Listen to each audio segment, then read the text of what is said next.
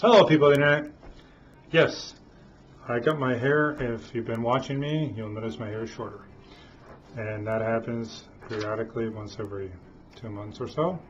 And I'm not even sure why I'm telling you this. Anyway, today I wanted to do 11 questions that are called reader problems. And I saw these through Katyastic, or Katyastic. I saw these through Katyastic, and I thought it was fun, so I'd like to share these with you. And what my overall take on these are, because I have zero memory, I wrote them down. Anyway, so if you see me looking down, that's what I'm reading. First question, question 1. You have 20,000 books on your TBR. How in the world do you decide what to read next? Well, as you can see, I got plenty of books. And how do I choose to decide? It depends on my mood. Sometimes I'll go and peruse. Sometimes I'll reread stuff. Sometimes I go and find something new that I haven't read yet. Or I'll talk to my wife.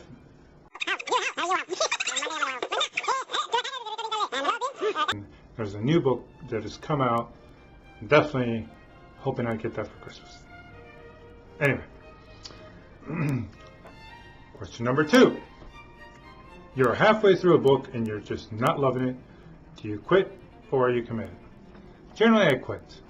If I'm not loving it, especially if it's one of those tedious books where you can continue reading and reading, when authors go on and on and on about descriptions of rooms and clothing and hair, and does it matter to me? If not, so I'll put up with it for a while, but after a while, if I can't take it anymore, I'll just drop it and I won't read it. And in fact, I might just get rid of the book altogether.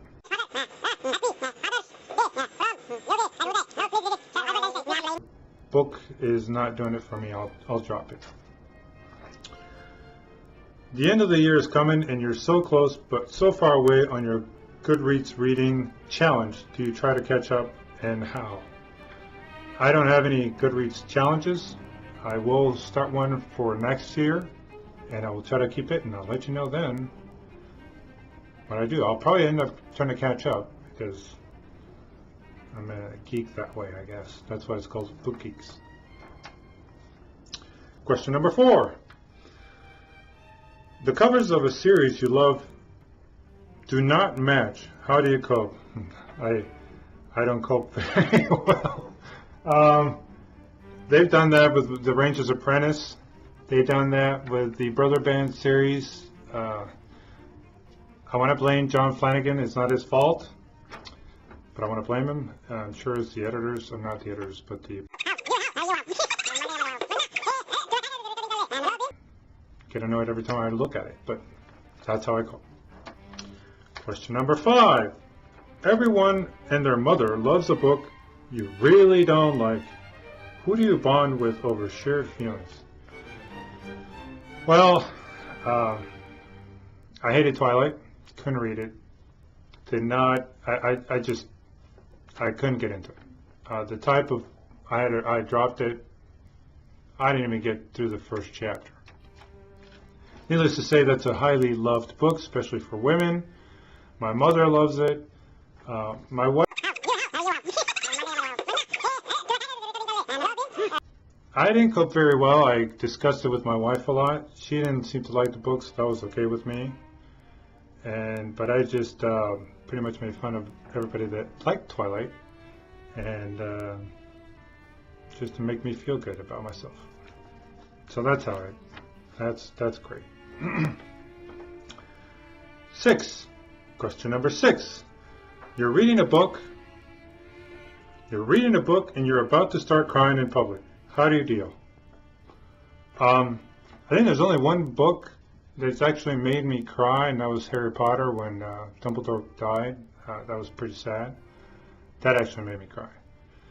I wasn't reading that in public, so I would have probably either move away to a different area where there's nobody, or sort of brush it off like I'm not crying. I don't know. Anyway, I guess that's how I deal with it. 7. Question number 7. A sequel of a book you love just came out, but you've forgotten a lot from the prior novel. Will you reread the book, skip the sequel, try to find a synopsis on Goodreads, cry in frustration? I will not cry in frustration. I will not try to find a synopsis on Goodreads, and I will not skip the sequel. I will not reread the book either. I will most likely read the book, and as I start reading the book, I will start remembering that series and what happened.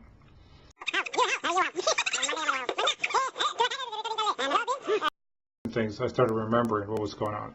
So that's what I do.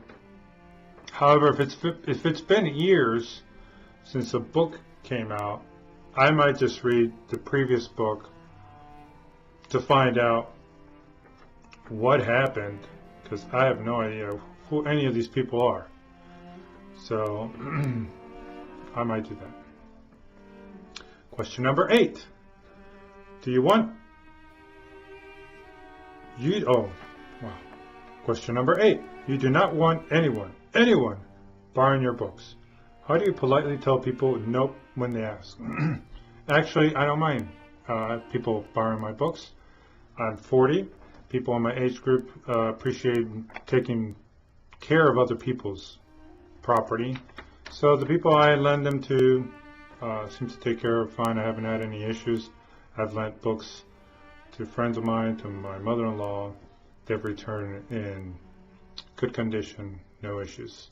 Of course, I haven't really lent that many books. It's not like I walk outside and I bring in strangers and say, hey, you want to borrow a book? Generally, I just let them borrow it. If they like it, then they can buy their own book. You know, as long as they return it in a reasonable amount of time. After 6 months, I'm going to start asking for the book. If you didn't finish it, I'm sorry. I need it back. Question number 9. Reading ADD. You've picked up and put down 5 books in the last month. Yes, I have. How do you get over your reading slump? Well, I might pick up a different book and start reading that. That's probably what I end up doing. I'll probably end up picking a book that I really love, whether it's a reread or a new book, and read that. I've been reading Emma for the past 3 months. Emma from Jane Austen.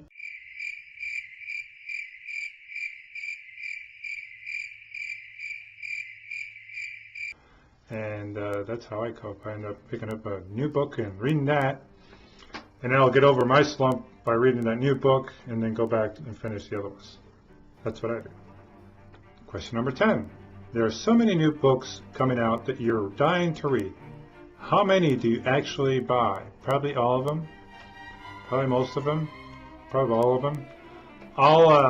If they're brand new and it's in series that I'm reading, I am definitely buying. It's not even a question. I'm just going to buy it. If it's a new book that I've never read a series from and it looks like it might be good, I might give it a month and see, and then look at reviews, see what people think. I might do that. But if it's an ongoing series that I like, forget it. I'm just going to read it. I'm going to go buy it and read it, and I'm done. Yes, absolutely. Question number 11. After you've bought the new books you can't wait to get to, how long do they sit on your shelf before you get to them? If I went out and bought a book that I loved, that I wanted to get and buy, it's not going to probably even make it to the shelf. It's probably going right next to my bed, or next to my chair, or go walk around with me, and I'll be with that book, and it'll be done. And gonna eat it like some nice ice cream that I got, or I mean, do you wait to eat something you'd really like? It's like saying, I don't know, would you go to Pizza Hut and buy a pizza and then just I'll put it in the freezer for a day or two. I don't think so. So, I would most likely read it. If these are books that I just found, like the Agatha Christie ones, they're $2 each, I'll probably shelve them and go through them as I see fit. If I find a bargain, I might buy it and probably shelve it. And it could be a couple of months, it could be a year, who knows? I might forget about it and then go back a year later and go, oh look, I want to read this. So those are my answers. Hope you enjoyed this video and enjoy your reads. Have a good day. I do 11 questions. I've noticed, I found this come to I don't even know what I'm going to say. Question number 4. Four. Oh, there are so many books. What? There are so many new books. Question number 10. Maybe I can't read. After you. Question number 11. Again, I can't read.